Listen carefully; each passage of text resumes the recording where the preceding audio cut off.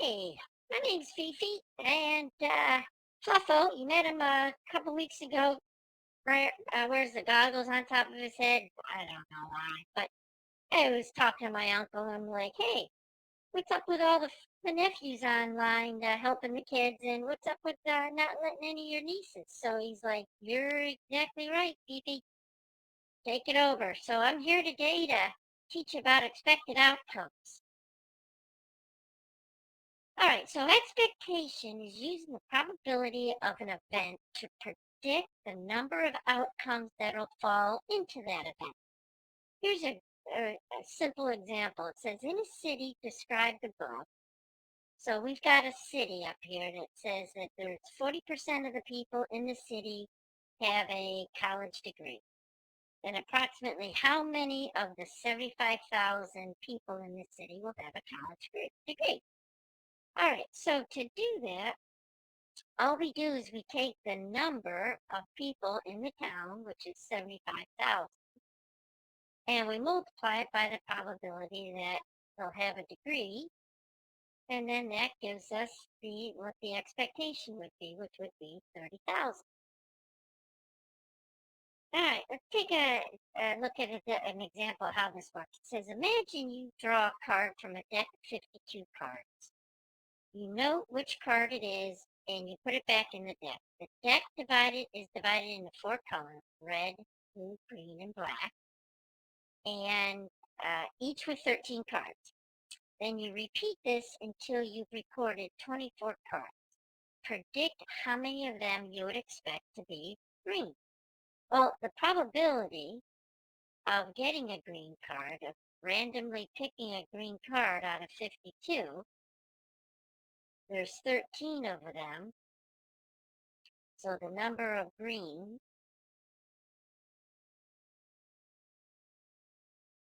over the total number of cards, which is 52. So we get 13 over 52, which is 1/4. All right. And now we know that we're doing 24. So we're doing 24 trials. So we're going to expect that 1/4 of those 24 trials is going to be a green card. So to get our expectation of getting a green card, we take the number of trials, which is 24, and we're going to multiply it by the probability of picking a green, and that gives us 6. 1/4 of 24 is 6. So we would expect 6 green cards. Easy peasy. Lemon sweet. All right, next one. You are playing a game with two friends. All right, it reads, each turn begins by rolling two six-sided dice and adding the numbers shown on them together. If each player rolls the dice 12 times, so there's I'm playing and two friends. So there's 3 of us.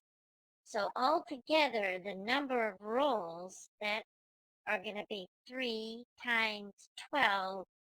So the dice are going to get thrown 36 times. All right.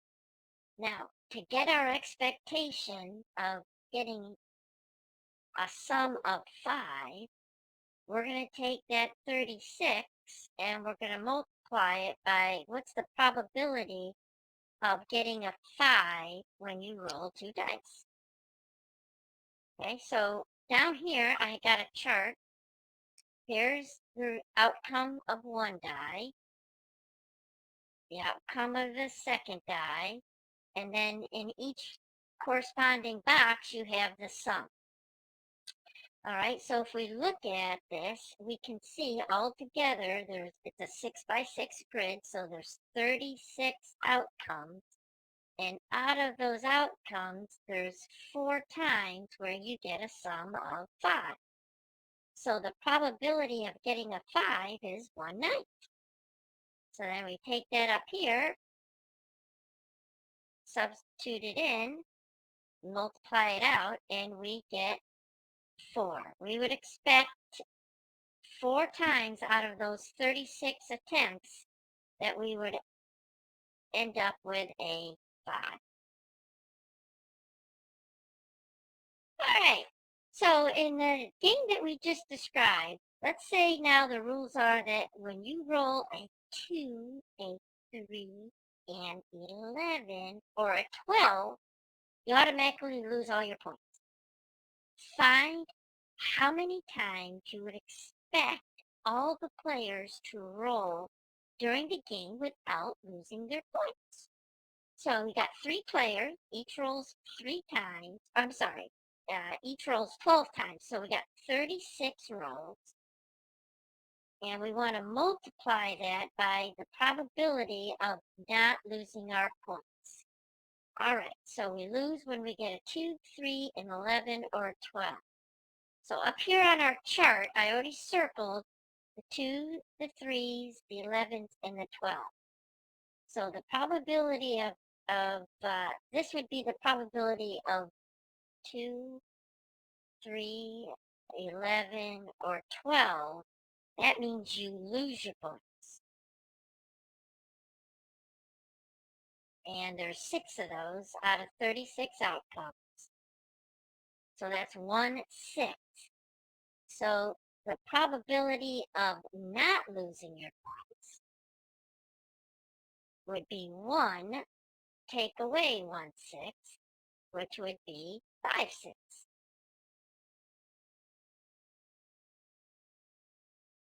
And that's the probability we want to multiply our number by down here.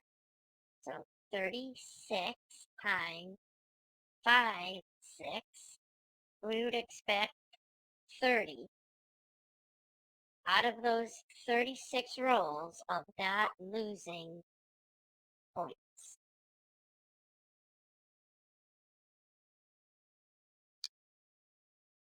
Okie dokie. All right, section questions here. So, a group of 50 TOK students are choosing one of 6 prescribed titles to write in their essay on. Their choices are shown below. If the teacher chooses 20 of the essays at random, find how many she would expect to discuss Title 4 or Title 5.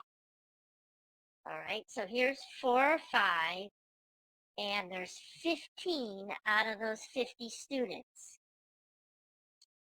All right, so let's see, our expectation of choosing Title 4 and 5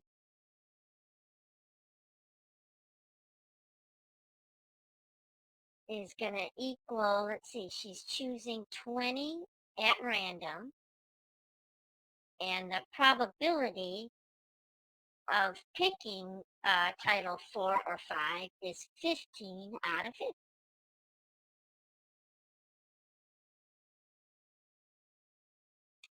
Okay, and now I can do some reducing here.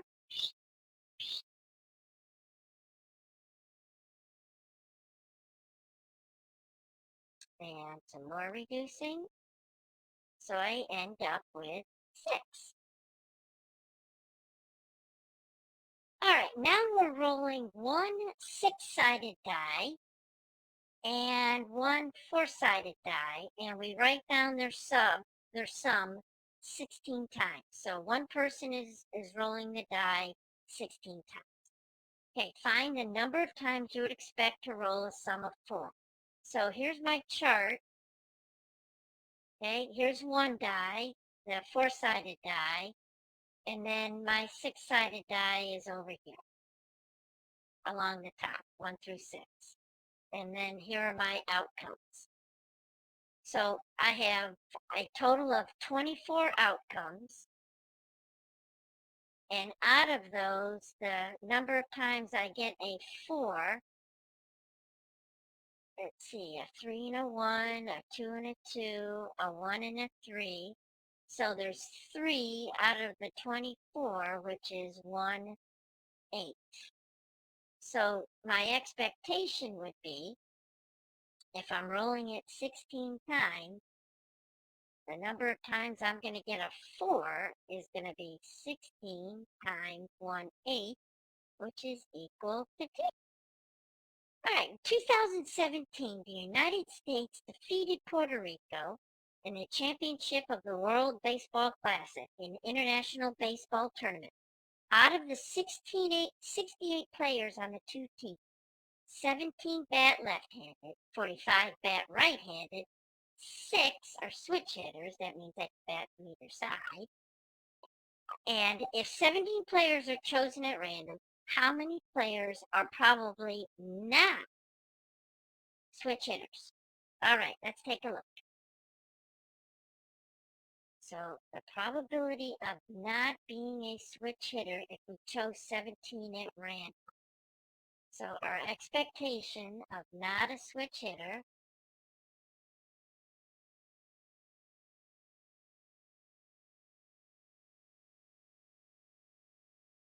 out of 17 randomly chosen is going to be 17 times the probability of not being a switch hitter.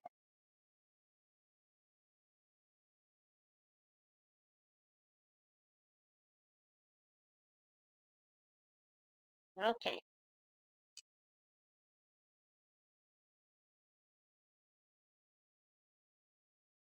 We're told that 6 out of the 68 are switch hitters.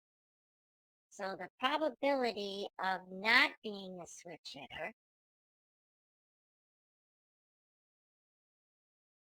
we're going to find the complement of being a switch hitter.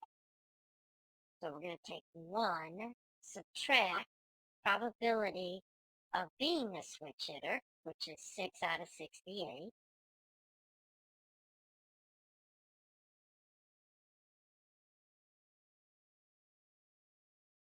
Do that subtraction.